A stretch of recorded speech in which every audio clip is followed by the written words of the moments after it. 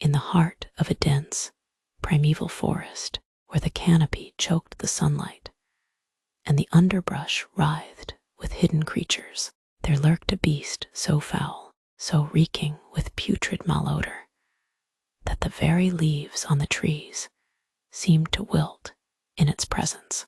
This creature was known by the whispered name that trembling lips dared only to utter in the darkest of nights. Meep. Meep was a monstrous enigma, composed of the forest's despair and gloom.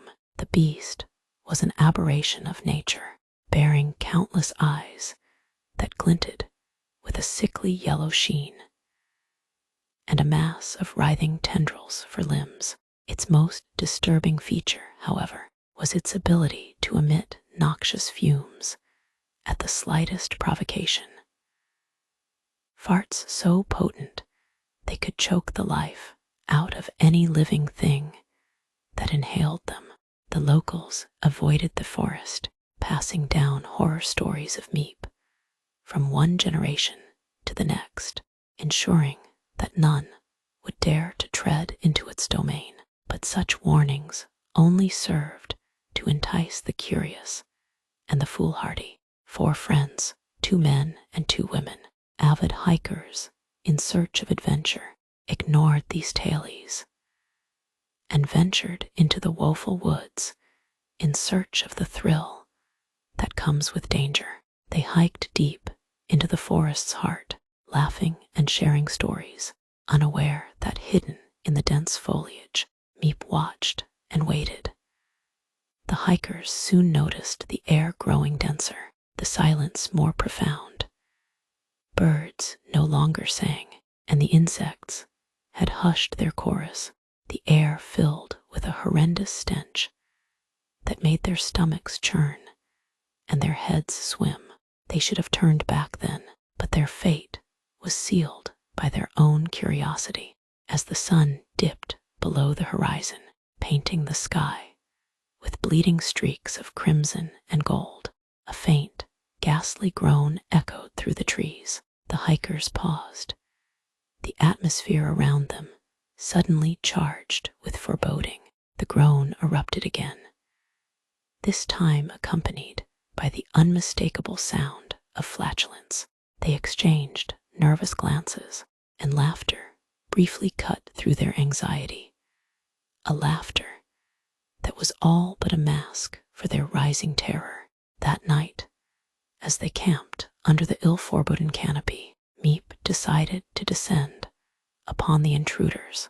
The ground itself seemed to tremble with the mutation of its harrowing approach. The first tendrils emerged silently from the thick brush, wrapping themselves around the ankles of the nearest hiker, a stout-hearted man who uttered just a single yelp before being silent forever.